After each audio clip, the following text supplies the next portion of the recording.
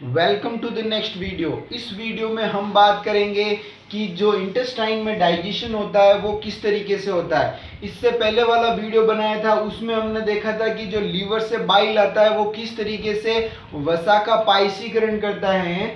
अब यहाँ देखें तो यहाँ पर हम पैनक्रेटिक जूस के बारे में पढ़ेंगे और किस तरीके से जो डाइजेशन में बड़े बड़े मॉलिक्यूल्स होते हैं उनको छोटे मॉलिक्यूल्स में एब्जॉर्बल फॉर्म में कन्वर्ट किया जाता है और कौन कौन से एंजाइम इसके लिए रिक्वायरमेंट होते हैं और किस तरीके से जो बड़े मॉलिक्यूल होते हैं वो छोटे मॉलिक्यूल में टूटते हैं, किस तरीके से इनएक्टिव एंजाइम एक्टिव एंजाइम में कन्वर्ट होते हैं। और यहाँ अपन फैट का किस तरीके से डाइजेशन होता है उसके बारे में बात करेंगे, न्यूक्लियोटाइड का किस तरीके से डाइजेशन होता है उसके बारे में बात करेंगे।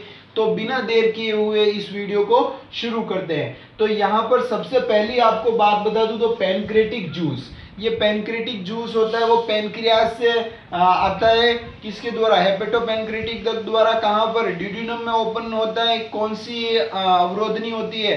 स्फिंक्टर ऑफ ओडाई होती है, उसके थ्रू कहाँ पर? ड्यूडेनम में आता है। इतनी सी बात आपको क्लियर हो गई होगी। जो कोलिसिस्टोकाइनिन होता है वो वहाँ एंजाइम हार्मोन होता है, वो इनके रिलीज करने के लिए हेल्प करता है। गोल ब्लैडर और इनको क्या करता है? कॉन्ट्रैक्ट करता है। तो ये जो यहाँ पैनक्रेटिक जूस होता है वो सीधा ड्यूडेनम में चला जाता है और फिर फर्दर ये सारी रिएक्शंस चलती है। अब यहाँ देखें तो जो ये होता है वो 2 लीटर लगभग एक दिन में रिलीज होता है। अब यहाँ देखें तो इसका जो कंपोजिशन होता है उसमें 99% क्या होता है? वाटर होता है। और इसके जो भी एंजाइम्स होते हैं वो क्या होते हैं? वो सारे इनएक्टिव फॉर्म में होते हैं। तो वहां पर अपन देखें कि वो किस तरीके से एक्टिव फॉर्म में बदलते हैं उसको समझते हैं।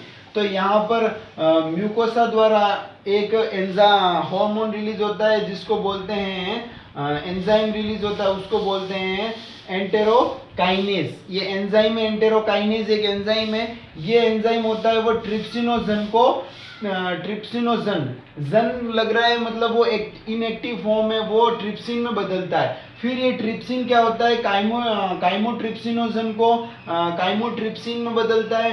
और ये फिर ये ट्रिप्सिन और आगे प्रो कार्बोक्सी पेप्टाइडेज को कार्बोक्सी पेप्टाइडेज में कन्वर्ट करता है। तो इस तरीके से यहाँ पर एंटेरोकाइनेज ये एंजाइम है, ये ट्रिप्सिनोजन को ट्रिप्सिन में बदलता है और फिर ये ट्रिप्सिन आगे जाके दूसरे एंजाइमों को भी एक्टिव करता है। इस तरफ मैंने इनकी इनएक्टिव फॉर्म लिख रखी है और यहाँ पर इनकी एक्टिव फॉर्म लिख रखी है। अब यहाँ देखें तो ये किस किस तरीके से ट्रिप्सिन काइमोट्रिप्सिन और कार्बोक्सीपेप्टिडेज किस तरीके से आगे फर्दर और डाइजेशन में हेल्प करते हैं। तो देखें तो यहाँ पर जो ये ट्रिप्सिन होता है वो प्रोटीन को डाइपेप्टाइड में कन्वर्ट करता है। डाइपेप्टाइड मीन्स 2 अमीनो एसिड मिलके बनाते हैं, पेप्टाइड बॉन्ड बनाते हैं। तो यहाँ पर डाइपेप्टाइड में कन्वर्ट कर देता है। तो प्रोटीन को डाइपेप्टाइड में कन्वर्ट करने का काम ट्रिप्सिन करता है। फिर यहाँ देखें तो यही प्रोटीन के और ऐसे ही टुकड़े होते हैं जिनको पेप्टोन्स बोलते हैं। वो पेप्टोन्स होते हैं, उनको कन्वर्ट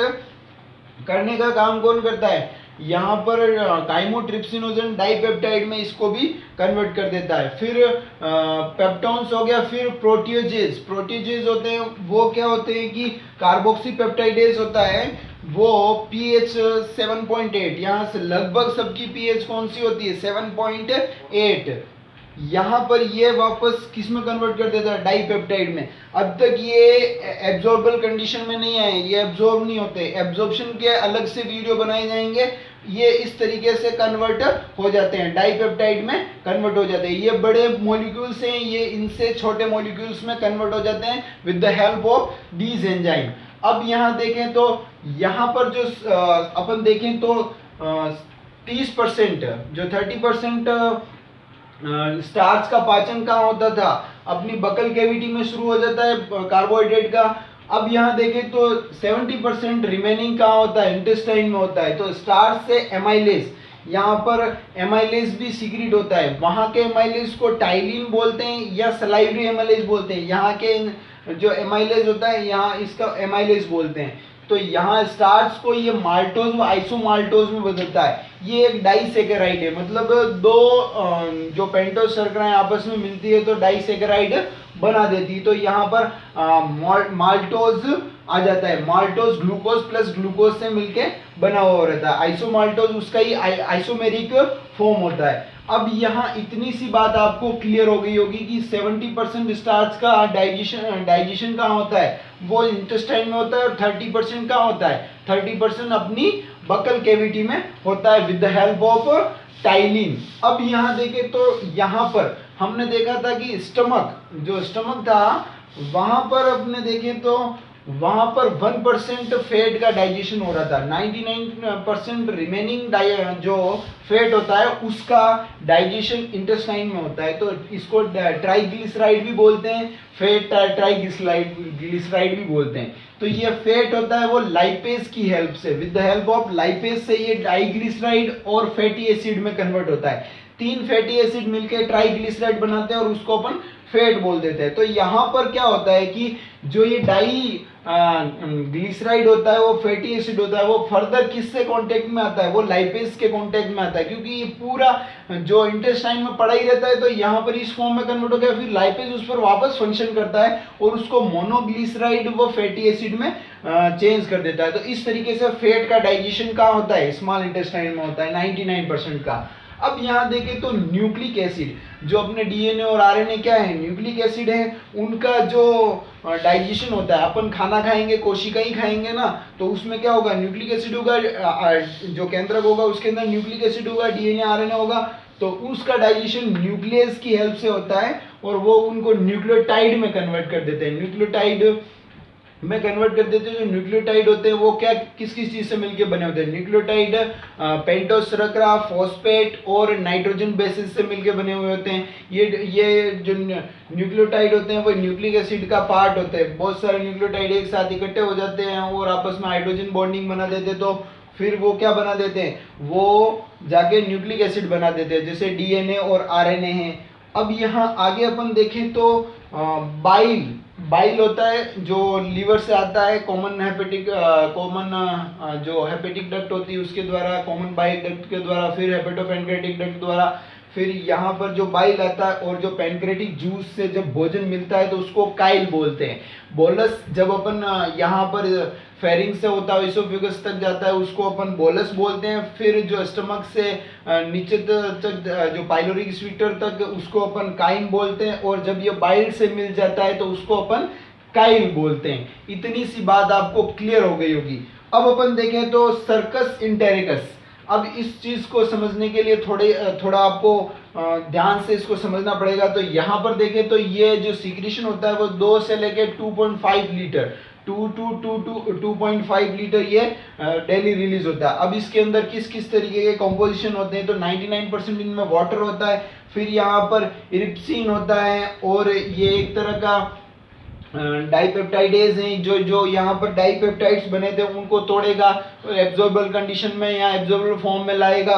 अब यहाँ पर डाइसेकेराइडेज भी होता है। डाइसेकेराइड में लैक्टोज, ग्लूकोज, लैक्टेज, इन्वर्टेज और गैलेक्टेज, ये तरीके डाइसेकेराइड्स होते हैं। अब यहाँ पर लाइपेज आगे जो ये फैटी एसिड होता है वहाँ यहाँ पर लाइपेज भी होता है। न्यूक्लियोटाइडेज व न्यूक्लियोसाइडेज यहाँ पर ये पाए जाते हैं। तो ये सर्कस एंटेरिकस ये पूरे मिलकर सर्कस एंटेरिकस बनाते हैं। अब अपन देखते हैं कि जो यहाँ पर डाइपेप्टाइडेज और डाइपेप्टाइड बने हैं और यहाँ पर किस तरीके से ये डाइग्लिसराइड बने, इनका किस तरीके से आगे फर्दर और डिवाइड होता है। तो यहाँ पर जो भी डाइपेप्टाइड्स होते हैं वो यहाँ पर इरिप्सिन होता है, एक जो ये एंजाइम होता है वो एकल अमीनो अम्ल में बदल देता है, मतलब एक अकेला अमीनो अम्ल बना देता है। अब अपन देखेंगे कि जो ये अमीनो एसिड होता है वो किस तरीके से एब्जॉर्ब होता है, एक्टिव होता है, पैसिव होता है।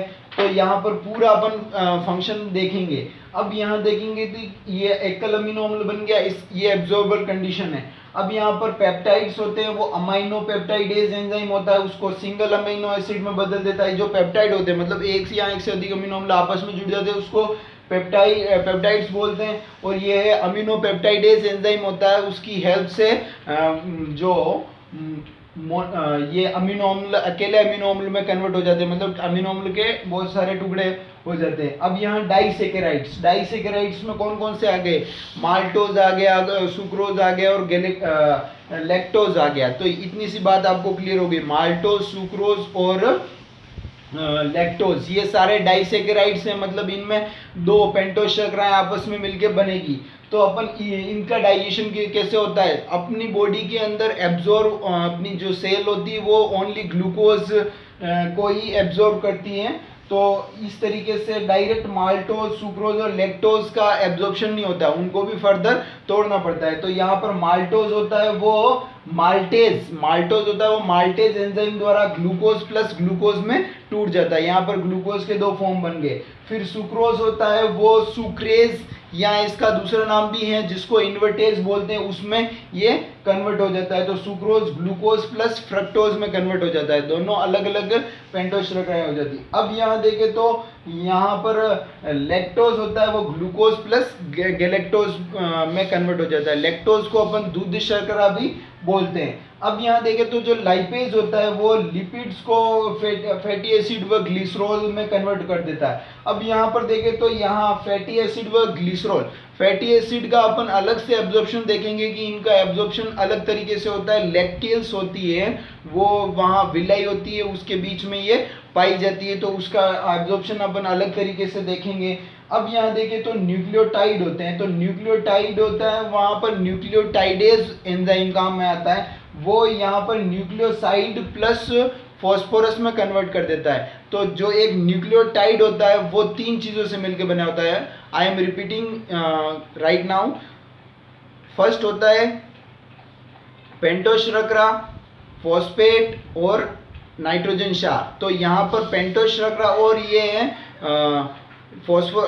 ये जो फॉस्फोरस होता है वो आपस में मिल जाता है, तब उसको अपन यहाँ पर न्यूक्लियोटाइड बोलते हैं। तो यहाँ पर ये न्यूक्लियोसाइड जब उससे फॉस्फेट अलग हो जाता है तो उसको अपन क्या बोलते हैं, न्यूक्लियोसाइड बोलते हैं। फिर इस न्यूक्लियोसाइड का अलग से क्या होता है, उसका अलग से टूटना होता है, वो किस तरीके से होता है, तो न्यूक्लियोसाइडेज एंजाइम उसके लिए अलग से काम आता है। तो ये न्यूक्लियोसाइडेज एंजाइम होता है वो पेंटोज शर्करा प्लस नाइट्रोजन बेस को अलग कर देता है। जो पेंटोज शर्करा और नाइट्रोजन बेसिस को अलग कर देता है। तो न्यूक्लियोसाइडेज में क्या क्या आते हैं, न्यूक्लियोसाइड में पेंटोज शर्करा व नाइट्रोजन बेसिस आते हैं।